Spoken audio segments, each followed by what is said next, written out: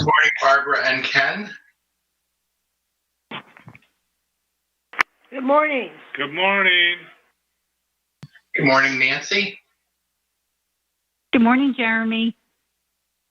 Good morning, Luann. Good morning, Jeremy. Good morning, Betty. Good morning. Good morning, Thomas. Good morning. Good morning, Janet. Hi, Jeremy. Good morning, Florence. Good morning. Good morning, Mishaela. Good morning.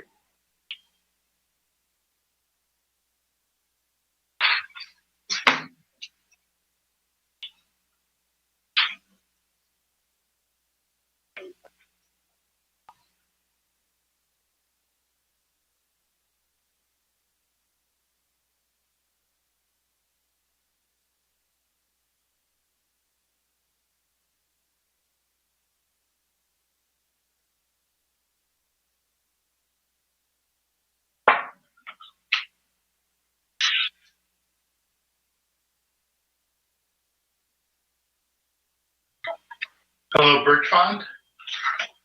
Hello, Jeremy.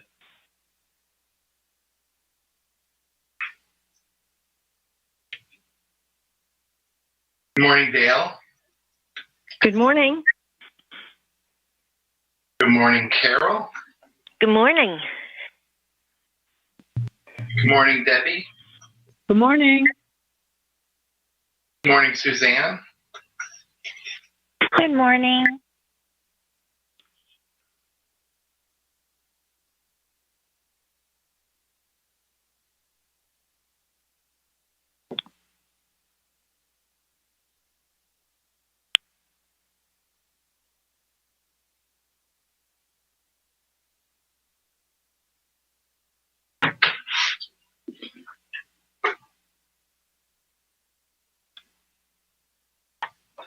You can mute. Thank you.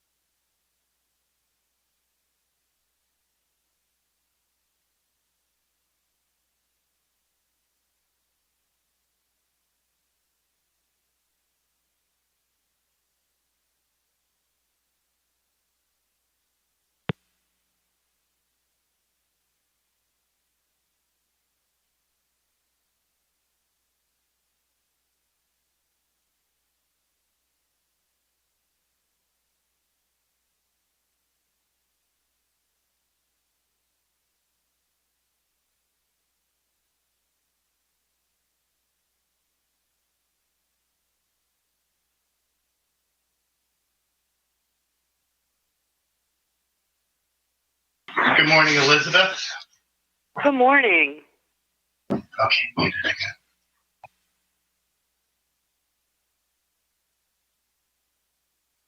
And thank you again for that wonderful Thanksgiving service. So beautiful. You're welcome. Yeah, glad so many could join us.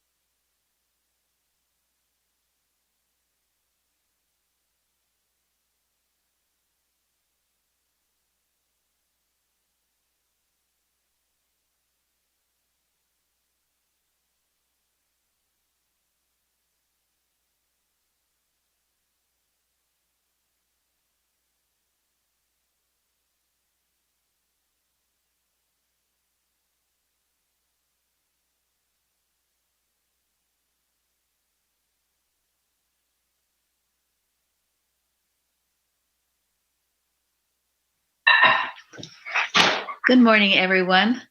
We welcome you to our Saturday morning Bible study. We are recording today from the North Star Cottage, and we are very grateful you could join us on this cold Saturday after our Thanksgiving. Our topic today is Peace on Earth, Luke 2, and our moderator is Thomas from New York. Welcome, everybody. So we'll start out with a reading of a selected hymn. Sing, ye joyous children, sing. Glorious is the Christ our King. Truth has come again to earth through the lowly Savior's birth. Men and angels anthems raise, hymns of joy and shouts of praise. Hear the angelic song again. Peace on earth, goodwill to men. Sing, ye joyous children, sing. Glorious is the Christ our King. When the stars together sang, then the truth triumphant rang. Be there light, and there was light. Gone are chaos, fear, and night. Truth hath rolled the mists away. Dawns on earth harmonious day. Hear the angelic song again. Peace on earth, goodwill to men. Sing, ye joyous children, sing. Glorious is the Christ our King. This was hymn 310, Bethlehem. The words were written by John Randall Dunn. Well done, Thomas. Good, Beautiful. good hymn. Mhm. Good song for Christmas. Beautiful. Even the stars were singing. Yes. The whole universe was thanking God for the Christ. Glorious picture. Yeah, it wasn't just the Jews, Israel. Right.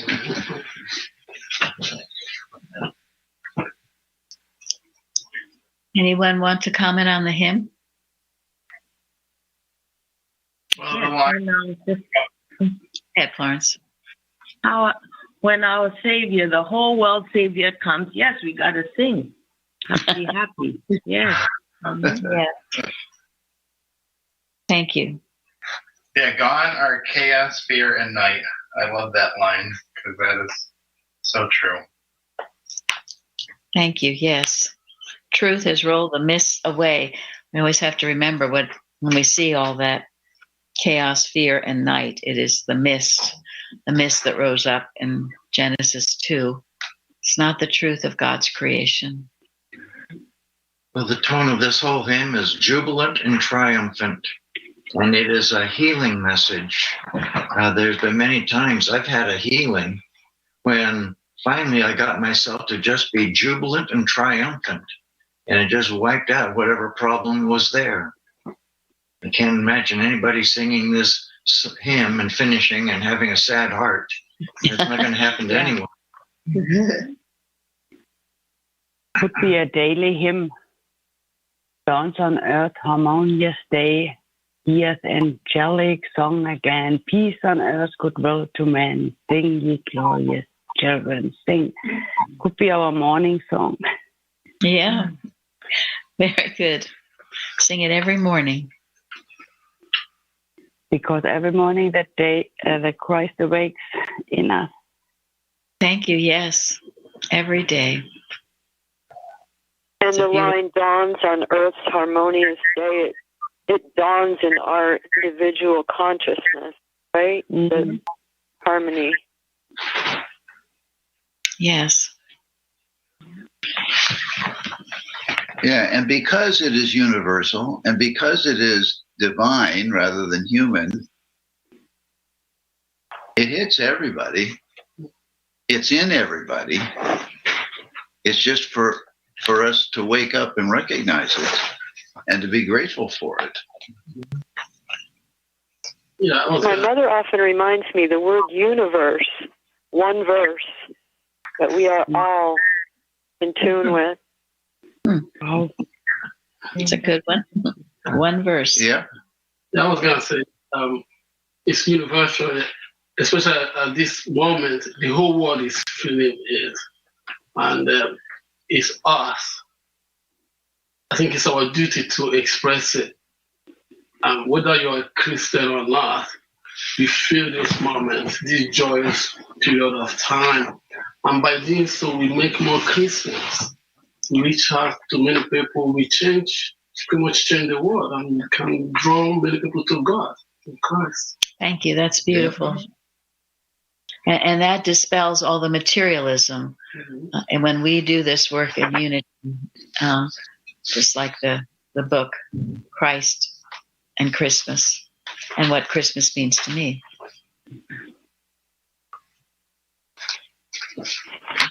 You know what? The stars could be us. The stars together sang. And Yeah. the light of the individual Christian scientists made the truth ring throughout the world. That would be a lovely situation. It really would. Thank you. Yeah, I had somebody say, emailed me yesterday, one of our translators who is not American and doesn't live here. She said that she's celebrating Thanksgiving, even though in her country they don't celebrate that. But she saw the need and why it's important to celebrate, whether you're American or not. And she says she's celebrating Thanksgiving, and a lot of people from her part of the world are doing the same thing too. So you see how contagious good can be. Yes. That's Thank a you. beautiful thing. Mm-hmm. Yeah. Yes, very contagious. Tom, did you want to say anything?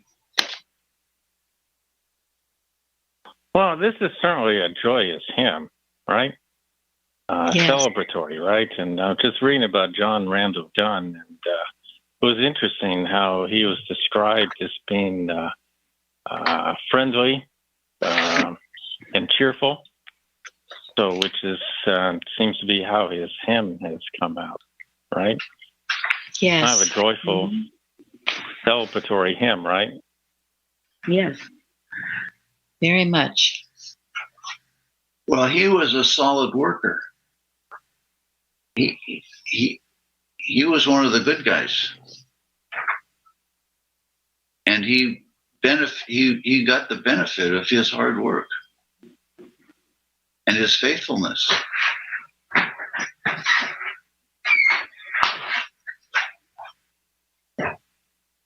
Yeah, so what else have people found out about John Randall Dunn? He was a practitioner from 1907 to 1948. That's a long time. That is so long. Yeah. And he was also a Christian Science teacher and a lecturer and editor of Christian Science periodicals. And one of his lectures, Christian Science, The Revelation of Abundant Life, which he gave in 1934, is a very wonderful lecture, and you can find that online. Yeah, he did others too. Remedy for Fear and The Friend of Mankind. They're excellent. And we're going to put it at church. We're going to keep it at church. Reprinted. I believe he was Ricky's teacher too. Herbert Ricky, I mean, yeah. He was Herbert Ricky's teacher, did you say? Teacher, yeah. Mm-hmm. Reading Herbert Ricky's stuff. It sounds like Randall Dunn was the teacher.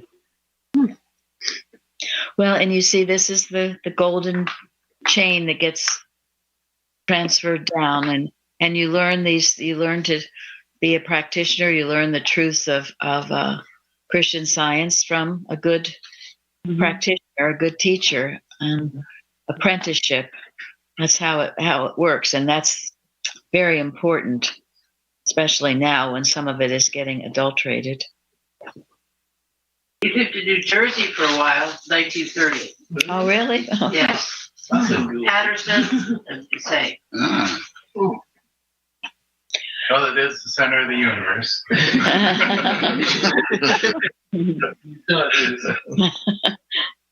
Yeah, I'd like to mention again about his cheerfulness, let's say, right? Because I'm looking at one of his lectures. I don't know anything about this website, but I've seen it often. It's called cslectures.org. Yeah. But they have some of his lectures, and there's a paragraph he wrote about the friendliness of Christian Science. And then in another lecture, he quotes what he says is a familiar verse.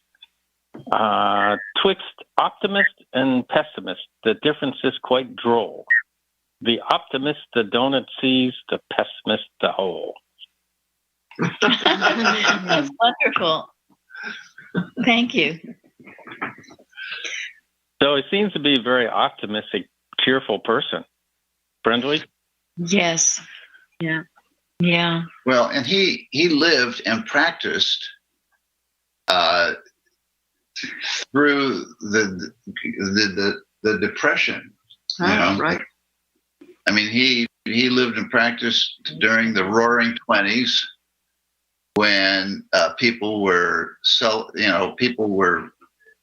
mesmerizing themselves And then he practiced through the Depression when people were paying for the party that they had in the 1920s. And,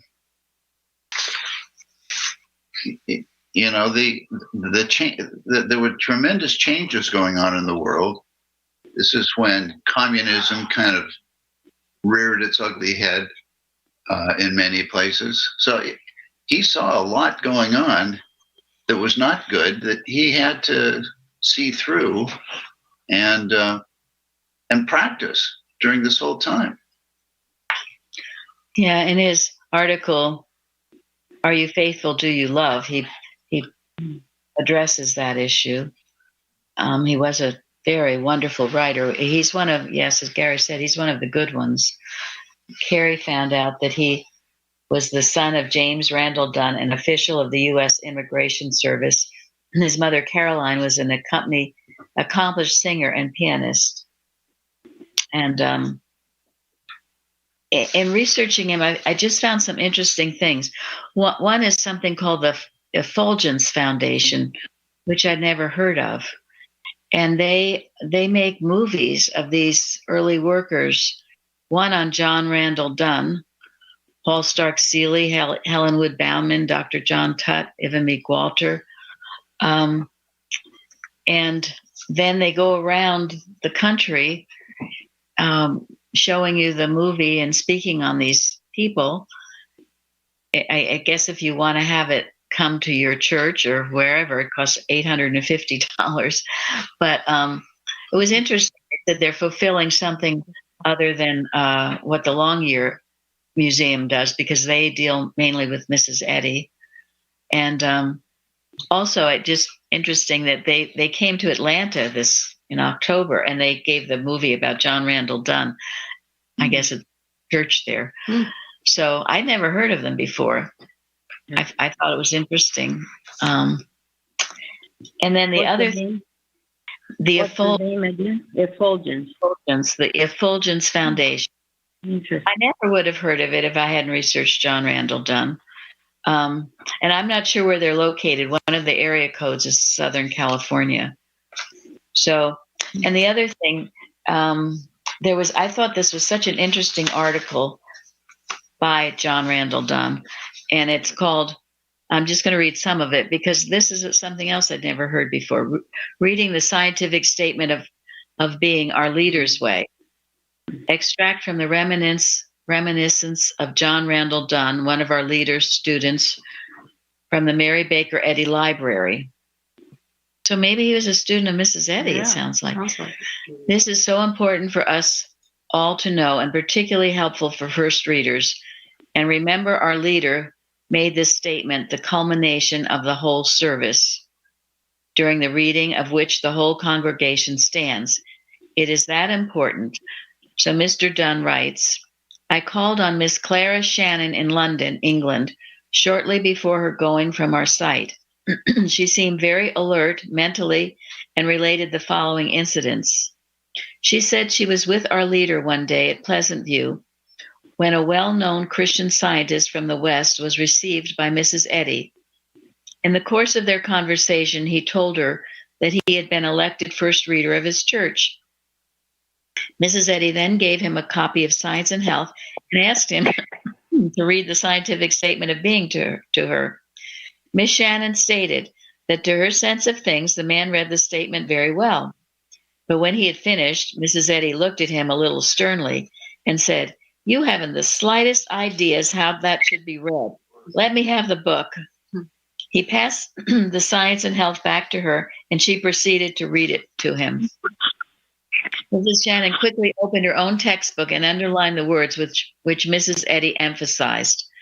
It appeared that her thought was to minimize the negative, which is what Tom was just saying, and to emphasize the affirmative statements in this paragraph. And then it goes on exactly how to read it. And we can put that on our website, I guess. But a lot of us, we have the benediction being read. We have it read sometimes in our lessons. So it's important to realize how to read it, and that is something that Mrs. Eddy gave to Clara Shannon, who passed it down to John Randall Dunn.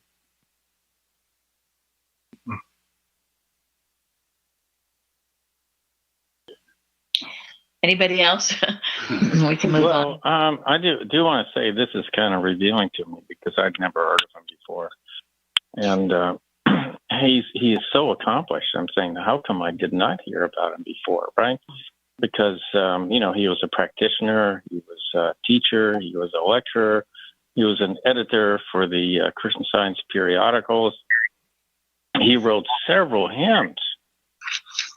I mean, I find that kind of amazing, right? Like how many people or whatever in the Christian Science organization even wrote a hymn, right? And he wrote several of them.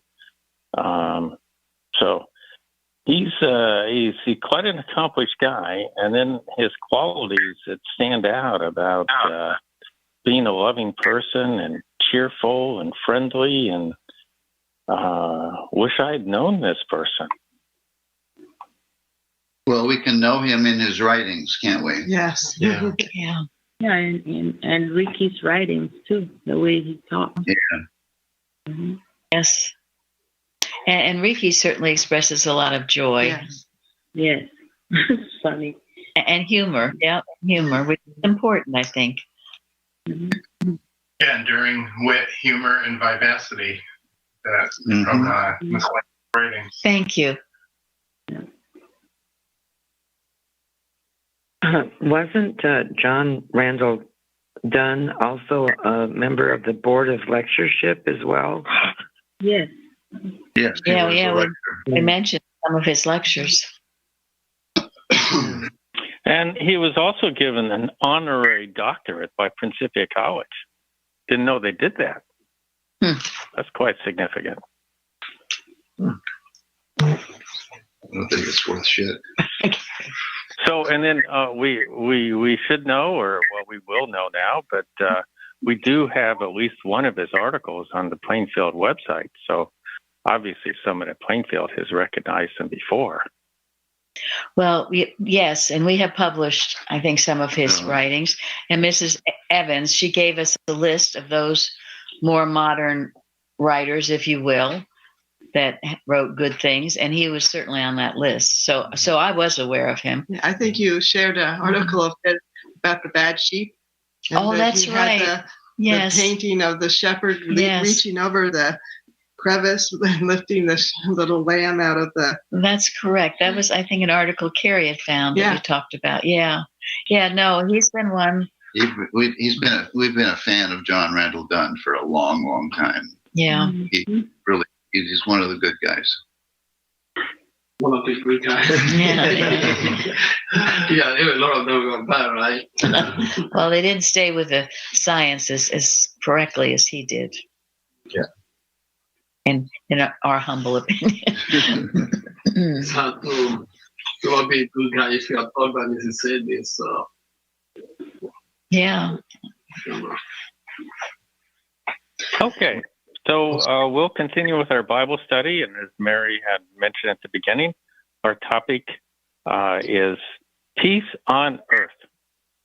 So our number 2 question, since we just talked about John Randall Dunn, is, and just briefly to kind of set the stage for our further discussions, but what are the duties of a traditional shepherd? So this is referencing Luke chapter 2, verse 8.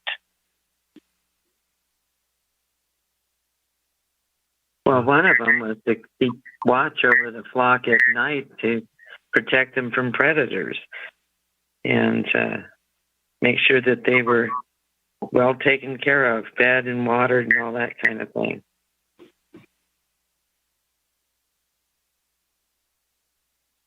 Thank you. So looking at the shepherds taking care of the sheep, of course, the first thing is they provide food, water, shelter, and protection. Another point is they take care of the welfare of the flock, and they're aware of specific needs of the flock. The responsibility for guiding, vigilant in protecting. They have a close bond with their flock. They teach and train their flock to follow commands for their well-being, and they have the overall management of the flock. And I was thinking that all these items here, caring for, being responsible, protecting, being close with their flock, and giving commands that protect them, is just like God with his children, with us. And that's the same thing, that we have the protection of our Father, Mother, God. Yeah. Thank you. I was that wonderful book recommended by Plainfield, A Shepherd Looks at Psalm 23. And it's such a beautiful book, and it tells you how the shepherd has to keep them calm and able to rest and be at peace. Also, very, very often they are not always the owner of the sheep. It's what? They are not always the owner of the sheep. They are taken care of. No. Just Often they're not. No. Yeah, they are not owner of the sheep, which is very important. Remember when Jesus was telling Peter, "Feed my sheep." It's like a commandment. It's like God telling us, "Say, feed my sheep," which means God is the owner of the sheep. We are the shepherds, and we have a duty from God to care for his sheep. Like somebody said, feed, water them, and protect them. Because the owner of the sheep, very, like the question said, in the traditional way, they are very more often than not just caretaker of the sheep. And God is the owner. Right. Well, and the sheep were vulnerable, weren't they? Yeah. Mm-hmm. They couldn't defend themselves all by themselves. There were wolves, and the wolves were in sheep's clothing. Yeah. Well, the tremendous service that they do. You might think of a shepherd as a very humble position, and in a way it is. But remember what Jesus says: the one that's greatest is the one that serves. Mm-hmm. So they're doing something very special in their service. It was the humility of being a shepherd that allowed Moses to hear God speaking. Right. Yeah, you think of all the time they had just to be out there in the fields with the stars and the quietness of it all, 24/7. Do you feel any better? Pardon me? I think it was in The Chosen where, some of them even named their sheep. They had a very tender relationship. Mm-hmm. They loved them. Yeah, it's also impressive that the shepherd cares that much about the sheep that it goes and finds still water, because the sheep are afraid of running water. So they will particularly go and make sure that there is still water. If there's only running water, they will dig a hole and make some of the water come into so that it will be still, because the sheep were afraid of running water. Also, the fact that the shepherd would take each sheep at night and make sure that they didn't get any nicks or anything like that. It's a beautiful relationship, very detailed. Yes. And they don't give up on their sheep. They don't give up on them. Yeah, that's very important, because in the story in the Bible, when Jesus talked about a shepherd who one of the sheep went astray, he left 400. I'm trusting that 100 are not going to walk away. It's a lot of trust between the sheep and the shepherd. It's not even 400 looking for one. He could come back and another 20 already walk away too. But he trusted his sheep, and his sheep trusted them. Yeah, and Jesus emphasized in the Bible a lot of times. Yes, and you've seen those YouTubes where a shepherd will call the sheep and they all come running, and if someone else can call and they pay no attention,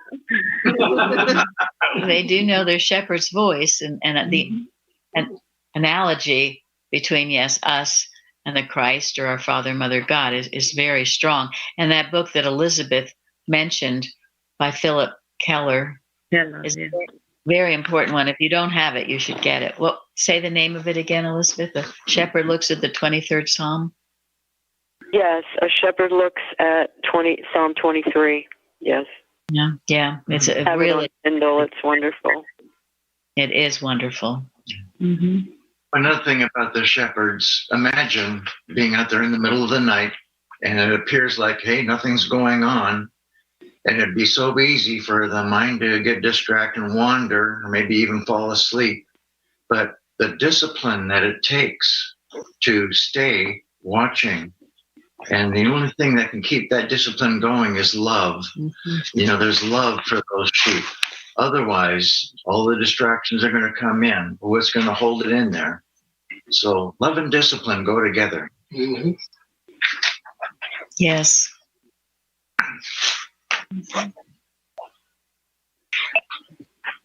Our children. So we'll move on to our next question. And I didn't say this earlier, but our Bible study today is on Luke chapter 2, verses 1 to 20, which is, as we all know, is focusing on the shepherds. So, number 3, what were the messages the angel and angels delivered to the shepherds?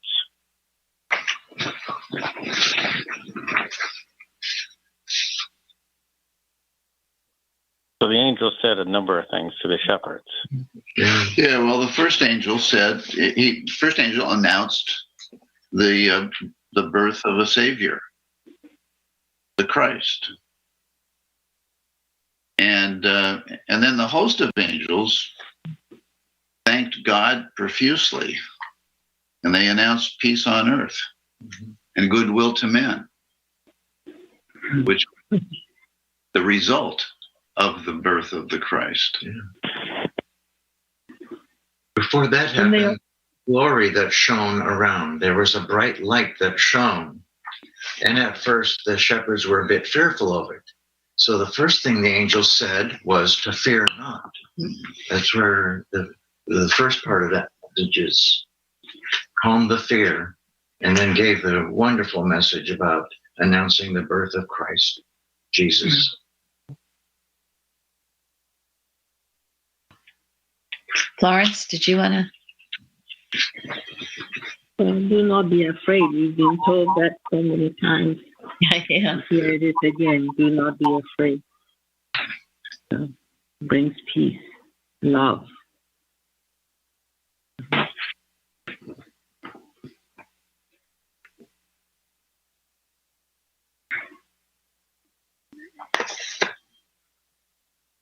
It's the birth of the world's shepherd, really. The birth of the world shepherd, I feel. Yes. Guide us. Provide for us. Keep us comforted if we allow him to. Mm-hmm. Yeah, thank you. Yeah. And then they told them where they could find a babe. Yeah. The sign. Mm-hmm. Lying in a manger. And then what it would be like, be in a stable in a manger. And a manger is this little feeding trough for cattle. So he appeared in the humblest of circumstances. Humble.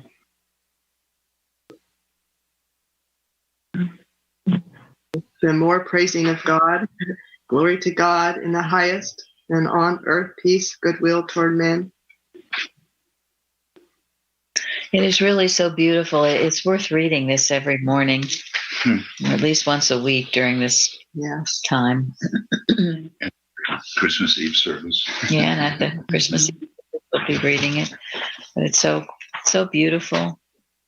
This version and also the one in Matthew. Mm-hmm.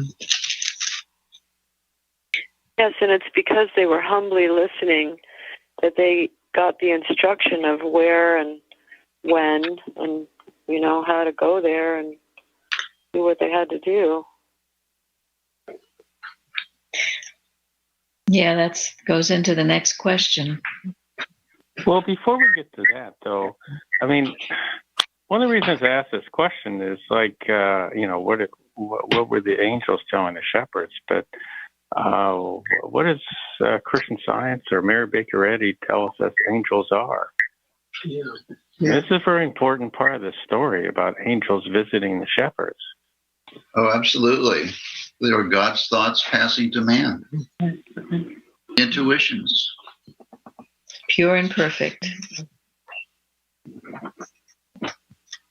Yeah, these weren't material beings. These were God's thoughts coming loud and clear. But shepherds were very special people, unlike those that lived in cities. If you've ever been out in the country, you know, all the hubbub and noise of the cities and that mean nothing, but the sky looks so clear and bright with stars, and you can feel like you were alone with your maker.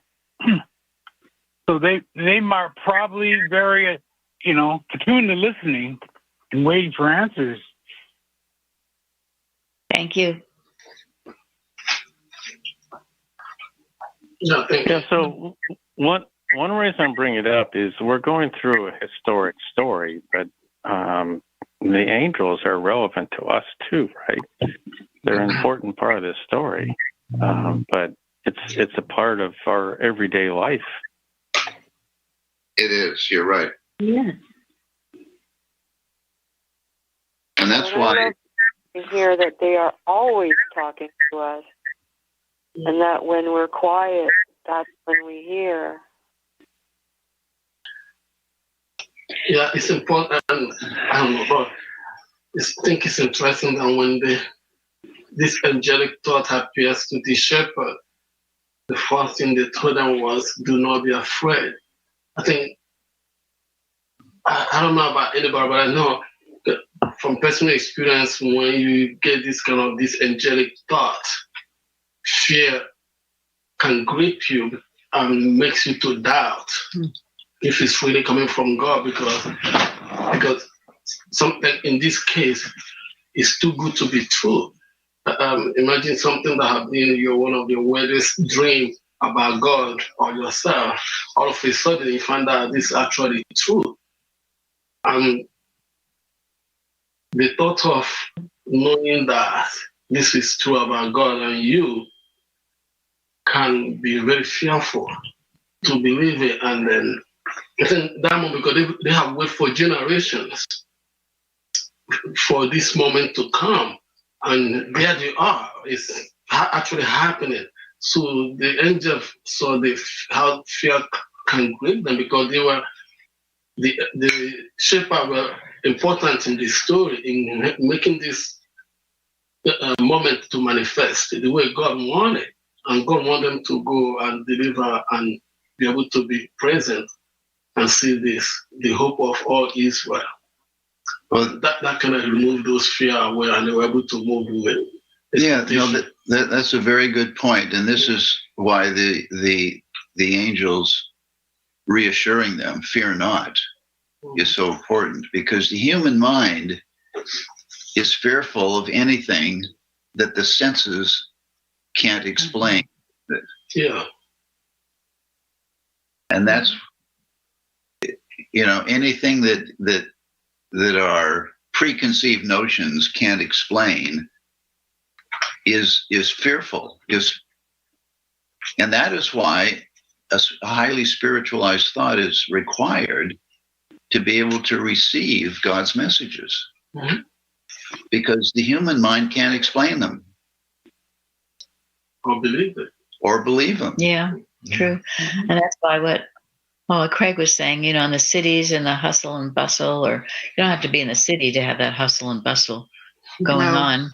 But if you're in tune with the human senses and not in tune with spiritual sense, you're going to be afraid of something that can't be explained. Well, we also know that Jesus upset a lot of things that were being just accepted, and set something that would be old from the beginning, but yet new to them. You know how the human nature is it's comfortable with what it's familiar with. But if you get familiar with something that needs to be eliminated, then you might be fearful of something that comes along and says, okay, let's cast this out and start with something new and better. You might be fearful of that. Especially if you make your livelihood on it, like the Pharisees did. Mm-hmm. Well, reminds me. Go ahead. Reminds me of John when he says, "And the light shineth in darkness, and the darkness comprehended it not." And so these guys had to listen, and what was it? The glory of the Lord shone around them, and there was this, and you got the impression there was a big bright light. And they may not have understood it first, but the angels made sure they did. Mm-hmm. Mm-hmm. Thank you.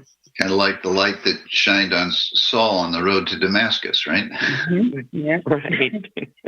Yeah, in one of our Bible studies, we talked about how often angels appeared to all kinds of people, and we shouldn't think that why it doesn't happen today, except we don't think it should or accept it, as we've talked about. Martha Wilcox, in her article "Angels," is just beautiful. It's part of, I think, The Power of a Right Idea. But she writes, angels are as real as any other part of God's creation.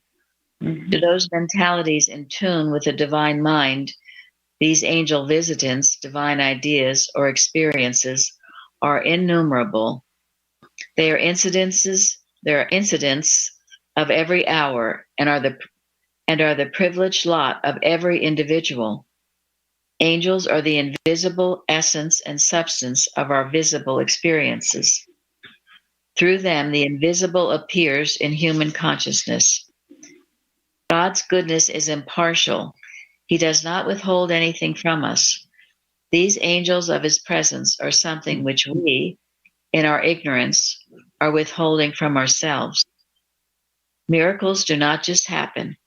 When we change our inmost thought to accord with the angels of his presence, this puts into operation spiritual law, which causes the externalization of that which from the beginning has already been bestowed.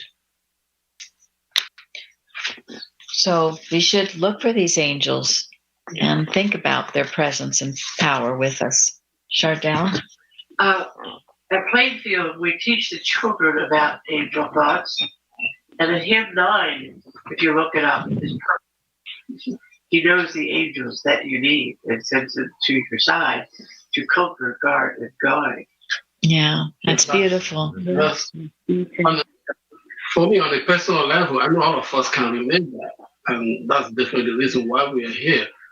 I remember in 98 when for me, I think it was an angelic encounter that I had, because there's no other way to explain it. Since, like King Sidney said, the angels are, message, like Gary said, read early, divine message coming from God. And it can come in different form. It can come in a print, or it can also come as a thought. In that 98, when only God could have done it, to have Healing Thoughts magazine. There's no way it's somebody like me, if you know the background that I have, to be able to have access to this material. It's almost impossible. But in a human sense, it's impossible for somebody like me to have access to such a copy of a material. But with God, nothing is impossible. And that 98, when I got my hand on that, it was just right there in front of me, and I picked it up and I opened it, and reading those materials in there, God, there's no the right word to explain it, to be honest. But it was actually angelic delivery to me. It was God. It was God who delivered that message right in my hand. And just like I was saying earlier, I was gripped with fear. from my head to toe what I'm reading. What is this? But I knew even as a teenager, after I knew, I have touched it's like touching the hem of the garment of Christ. Gripped with fear, I refused to let go. I continued to read, and I took that book first, and I made it my own. I read it for ages. But and you're here today. Yeah, and you see, and that's my angelic account. That's beautiful. And that was Benjamin in Nigeria receiving a Healing Thoughts magazine, which at that time we had run a full-page article about our church, Independent Christian Science Church in the USA Today. And many of the letters we received in response to that advertisement came from Nigeria. So we began sending these magazines to Nigeria to various people who requested them. And Benjamin was just one who happened to come upon it. What, your brother had it or something? Somebody gave it to me as a gift. Oh, wow. Just put it in it. Wow. I was hiding among many of people. That was and all the hundreds of people in Nigeria who millions and read copies of this, Benjamin was the only one that we invited to come and visit. Yeah, Mrs. Evans felt there was something about Benjamin, and we paid for his flight to America. And it was a one-way ticket. And and he's never gone back. No. Well, there's something about that Benjamin. There's something about Oh, that's a beautiful story. It is a very beautiful story. Benjamin has so many stories to tell. If you ever come to Plainfield, you can just sit in a room with Benjamin. He has one after the next. And they're all inspiring. Anyway, we'll go back to business. All right. Okay, so for our next question, and I do want to say thank you, Mary, for reading that from Martha Wilcox. That was just awesome. I think if Linda could add this to the Christmas Bible study notes, could use that next year. But that was just excellent, because I feel that angels is a recurring theme throughout the story of the birth of Jesus. So it's very important. Absolutely. You're very, very true. Thank you. The whole Bible. Yes, yeah, I mean. Okay. Question number 4. Why were the shepherds the first people to visit Jesus?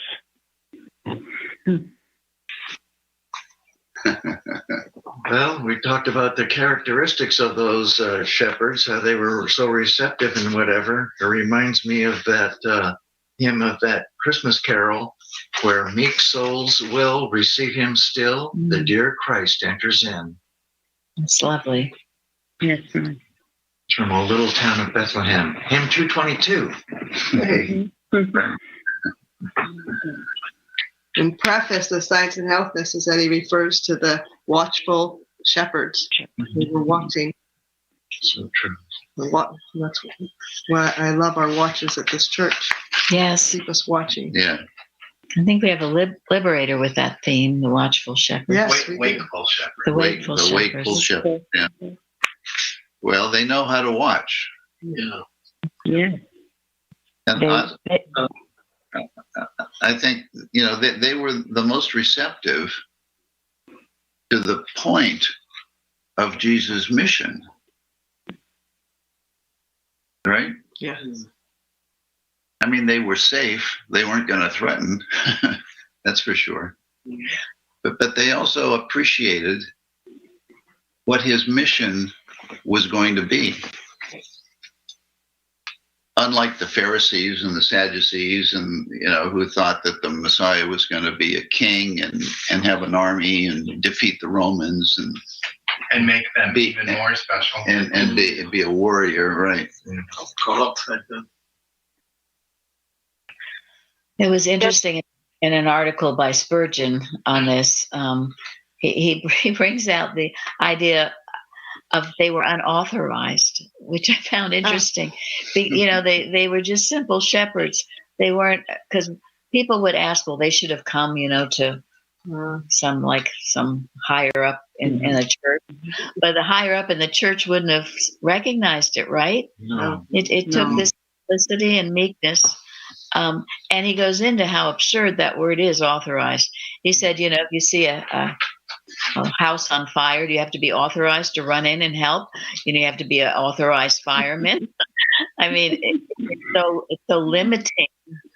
You just let your heart speak and your heart move, which I thought it made some really good points about being authorized or not. He was mocking the idea of being authorized. Humanly authorized. Yes, humanly authorized. Well, Mrs. Eddy also addresses the same issue in that referenced writing from Miscellaneous Writings, where she talks about who are the people of God, and she says, his people are they that reflect him, that reflect love.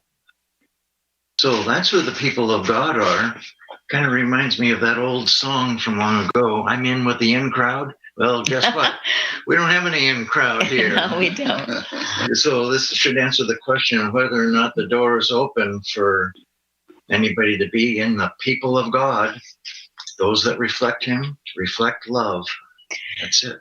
It was very refreshing with Mrs. Evans, because if people would come, saying they were 4th or 5th generation Christian Scientist class taught this, or maybe they'd gone to some fancy school, she would just rip that apart. She said, all that matters to me is how much Christ you express. And that has been a good thing to always remember, and not be impressed with the ways and means of the material world, worldliness. The only measure that can. Only measure. So how much Christliness does a person express? That is all that matters. And these shepherds did. And I thought this was beautiful from an article that Carrie sent called Watchfulness by Annie Knight. And she said in her book, Retrospection and Introspection, Mrs. Eddy tells of the disappointments and dreariness of mortal experience before the light of truth illumined for her the darkness. Then she says, quote, when the door opened, I was waiting and watching, and lo, the bridegroom came. The character of the Christ was illumined by the midnight torches of spirit, and my heart knew its Redeemer, end quote. For her, the tireless watcher, the night was gone, and to use her own words which follow, quote, being was beautiful. Its substance, cause, and currents were God and his idea, end quote. This did not mean that watchfulness was at an end. Rather did it mean that its purpose was more vital than before. It was no peering out into the darkness to ask, what of the night? Instead, it was with spiritual sense, quick to hear the cheering response, the morning cometh. So I thought too, in likeness to the shepherds, Mrs. Eddy, why did it come to her? She was waiting and watching. She was receptive to it. And so she received the illumination of science and health with keto scriptures. And it did come. I mean, it's just such a beautiful description of what happened to her. And also, in the going to the question that Tom asked, we're not surprised how important shepherd was significant to Jesus' mission, because when he started his mission, he uses shepherd characteristics to explain his mission to people, what a good shepherd is. Even to his disciples, he told them, feed my sheep. It's to be a good shepherd, or the characteristics of a good shepherd is something that all of us can learn from. But like Jeremy said earlier, it requires a lot of humility to be a good shepherd, and trust your flocks. So knowing that you have a commandment from God to take care of them. Well, Jesus often referred to himself as the shepherd. Yeah. The good shepherd. The good shepherd. Yeah. The example. Yes, exactly. Yeah. Bruce, did you want to say something? No, Benjamin said it amazingly well. Something about Benjamin. That'll be our next Bible study.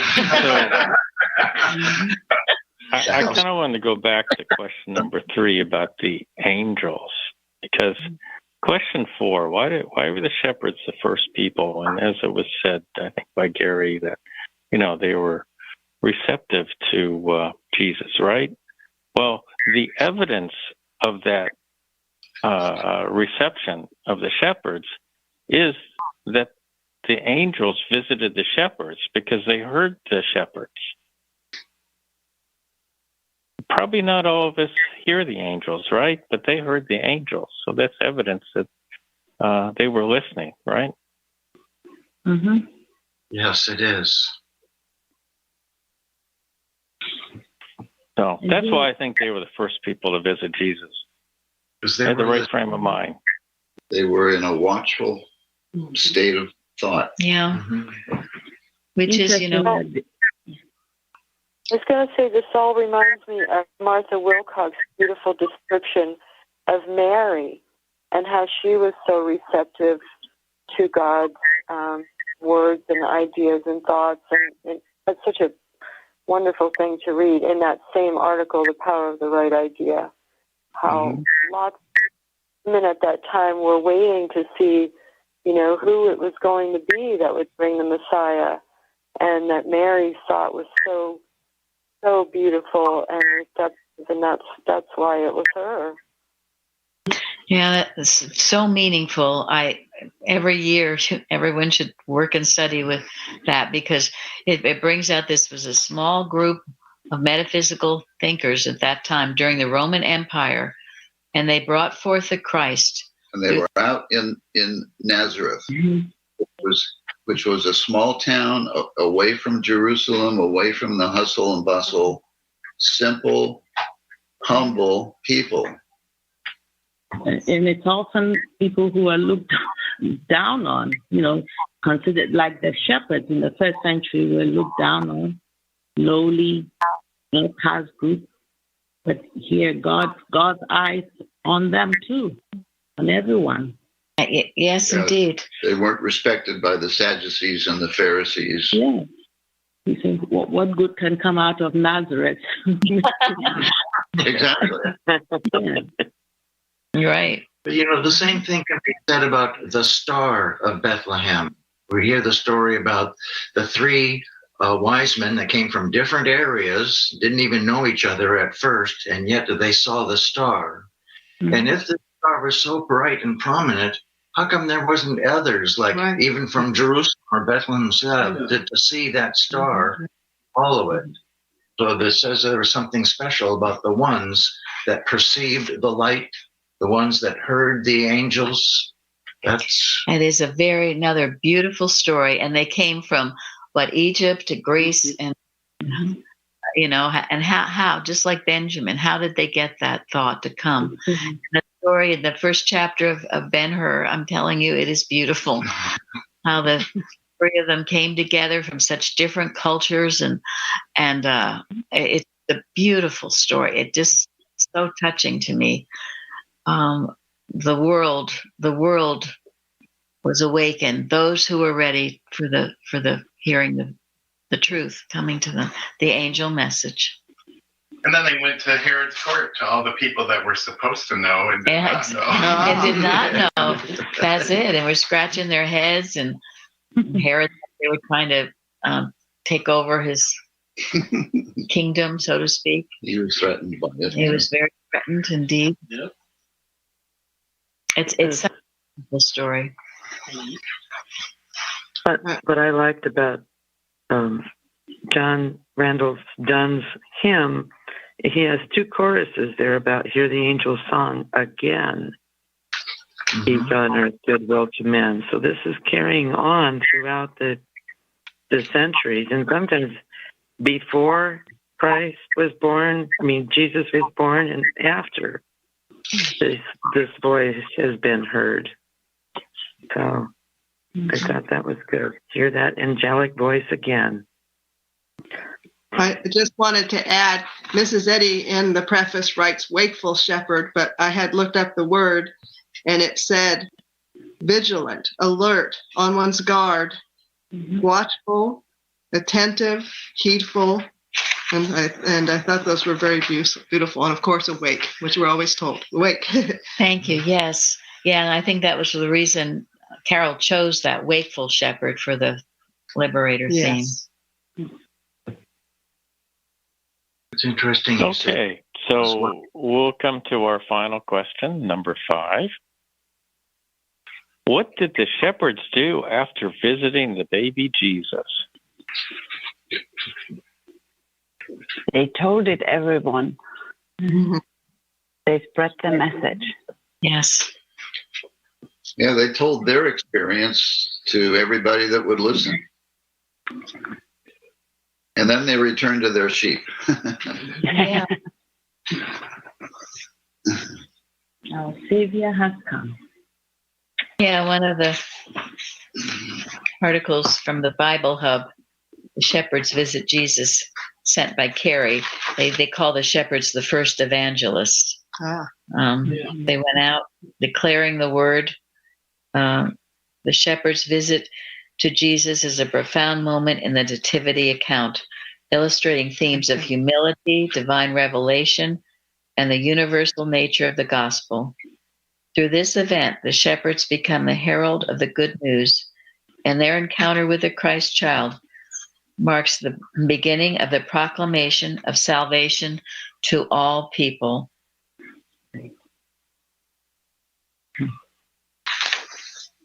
So they didn't hold back. They didn't keep it to themselves. They didn't question it. They didn't say, "Oh, what does this mean?" or "Oh my, I don't understand this." They got it and they ran with it. Or I better control access to it so that I gain more. Oh, yes. And I'm going to keep it up in the archives, and no one else is know about it except those. Right.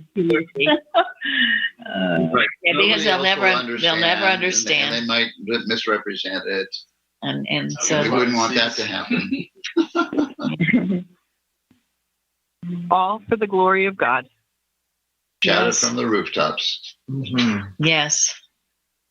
I did want to add, we were given this book on the journey of Jesus. Yes. Do you remember? I don't know who gave it to us, but I just wanted to bring it up again because it was written in 1884, but he used a lot of materials and reference. And I'm only mentioning it because when you Google now, they put in little seeds of doubt, like, "Oh, we don't really know if it was in December or the," and it isn't really a matter of dates, but just trying to sow those seeds of doubt. But this book has so many materials that just show very exacting study and research of old documents and things that they understood, and it just is very beautiful. And they did say that it should be in the winter, like we. Yes, like we love. Yeah. And I believe it was Carrie, and Mrs. Eddy recommends that book. I think she had it in her library. It's called The Journeys of Jesus. Yes. And it tells you where he went, describing who he went with. It's a beautiful book to read. Yes, and a thick book too. Thick book, very it thick, is. And a lot of information. And you can get it. You can Google it. Maybe we should end with Bruce reading Luke 1-20. Or Tom, do you want to add anything before? I just want to say it's a wonderful discussion. Loved it. Loved talking about John Randall Dunn and angels and shepherds. And thank you for all the input from everybody. This is absolutely wonderful and awesome. So thanks. Yeah, thank you all. Bruce will end with reading Luke. Okay, from Luke 2. And it came to pass in those days that there went out a decree from Caesar Augustus that all the world should be taxed. And this taxing was first made when Cyrenius was governor of Syria. And all went to be taxed, every one into his own city. And Joseph also went up from Galilee, out of the city of Nazareth, unto Judea, into the city of David, which is called Bethlehem, because he was of the house and lineage of David, to be taxed with Mary, his espoused wife, being great with child. And so it was that while they were there, the days were accomplished that she should be delivered. And she brought forth her firstborn son, and wrapped him in swaddling clothes, and laid him in a manger, because there was no room for them in the inn. And there were in the same country shepherds abiding in the field, keeping watch over their flock by night. And lo, the angel of the Lord came upon them, and the glory of the Lord shone round about them. And they were sore afraid. And the angel said unto them, Fear not, for behold, I bring you good tidings of great joy, which shall be to all people. For unto you is born this day in the city of David a Savior, which is Christ the Lord. And this shall be a sign unto you. Ye shall find the babe wrapped in swaddling clothes, lying in a manger. And suddenly there was with the angel a multitude of the heavenly host, praising God and saying, Glory to God in the highest, and on earth peace, goodwill toward men.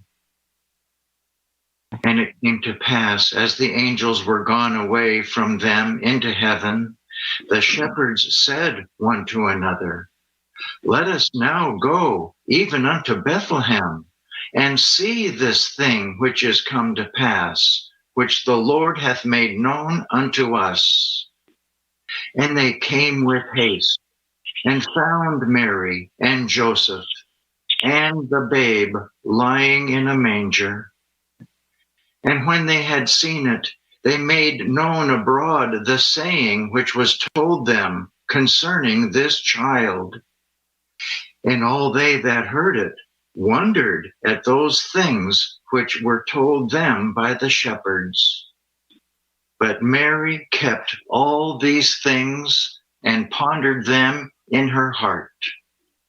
And the shepherds returned, glorifying and praising God for all the things that they had heard and seen, as it was told unto them.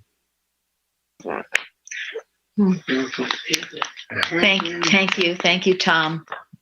Thank you for this. Thank you all. Thank you. Thank you. Thank you. Thank you for Merry including. Christmas. Merry Christmas. Christmas to all. Yes. Have a holy time. See you tomorrow. See you tomorrow. Thank you. Yeah. Thank you.